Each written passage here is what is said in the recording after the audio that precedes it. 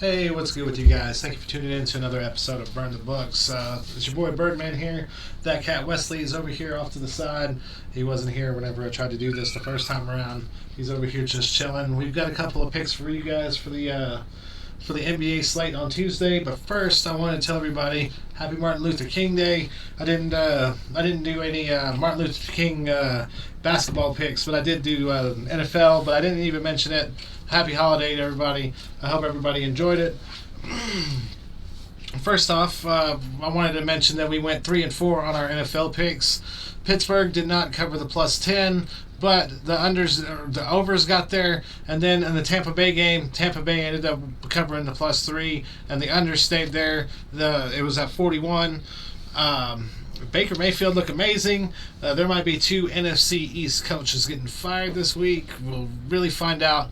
Even though I do have to say I don't understand how you would fire a coach that got you to the Super Bowl last year, but they really did have a terrible end to the season. They ended up going 6-7 to close the season out, and then they outright lost that playoff game.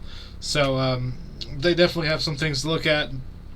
They also had a lot of injuries that they had to overcome, so maybe they'll factor that in. But again, I just don't see how you can fire a coach that got you to the Super Bowl, just 1 year ago. But I will also mention, folks, I always do mention the Super Bowl hangover. It really is a thing. All right, so for the NBA games that we have going on for the 16th of January, we have the Denver Nuggets are going to be on the road. They're playing against the Philadelphia 76ers. The Philadelphia 76ers are a 4-point favorite at home. The over-under for this game is 227.5. So it opened up as Philadelphia -1, and everybody played their games and whatnot, and all of Denver's starting lineup is on the injury report. They're all questionable. They all have little hip strains and knee tweaks and ankles and all sorts of stuff. So we'll see who all ends up playing. And on the 76ers side, Robert Covington and Anthony Melton are going to be out. The line's already moved 3 points. I would tell you guys to go ahead and take the Philadelphia 76ers minus the 4 points. What can you say? I mean, like I say, if everybody's going to be hurt for one side, and then you got the NBA MVP on the other, I feel like the Philadelphia is just the side to take.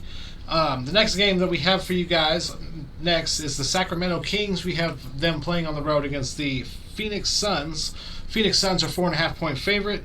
The Kings are 3-2 against the spread over the last 5, while the Suns are 2-3 against the spread over the last 5. Over/under on this game is 245 points. Bol is going to be out for Phoenix. One thing I did see is that Sacramento has won the last 4 games outright, but the 2 matchups this season that they ended up winning, Kevin Durant was missing for one of them, and then Kevin Durant and Bradley Beal were both missing for the other one. I do think that there's a pretty good chance that the Phoenix Suns could really win this game. I think it's going to be close, though. I think that the Kings are going to be on fire after that the way they lost that game against the Bucks on the road, 148-5 to 144 in overtime. Also, one thing I also noticed is that the Kings are 4-1 against the spread in their last 5, while the Suns are 2-3 in their last 5 at home. So I feel like the Kings plus the 4.5 is a pretty good bet. And then the last game that we have for you guys, the Thunder are on the road playing against the LA Clippers. Clippers are a 4.5-point favorite. As it stands right now, because the Thunder are playing against the Lakers, they're down by 8. Excluding that game, they're 3-0 against the spread over the last 3, 3-2 over the last 5. The Clippers are 2-3 over the last 5. Ivica Zubac is just going to be out this game. But one thing I did notice is that the home team has won 9 out of 10, and the home team has covered in 7 out of 10. I try to find these little things because, I mean, you're trying to find every advantage you can get. So just based off of that pattern, I'm going to tell you guys to go ahead and take the Clippers minus the 4.5. It's not looking good for them to cover the spread against the Lakers. And, the Clippers and the Thunder, they always have heat because of that Paul George trade a few years back. The SGA used to play for the Clippers, I feel like that still brings the fire. James Harden used to play for the Thunder. I feel like the Thunder try to bring the pain as well as much as the Clippers, but I feel like the Clippers are the play in this game, minus the 4.5. Thank you guys for tuning in. For Burn the Books, it's Birdman, that Cat Wes. We'll see you guys next time around, and thank you for tuning in. Stay blessed, and we'll see y'all next time.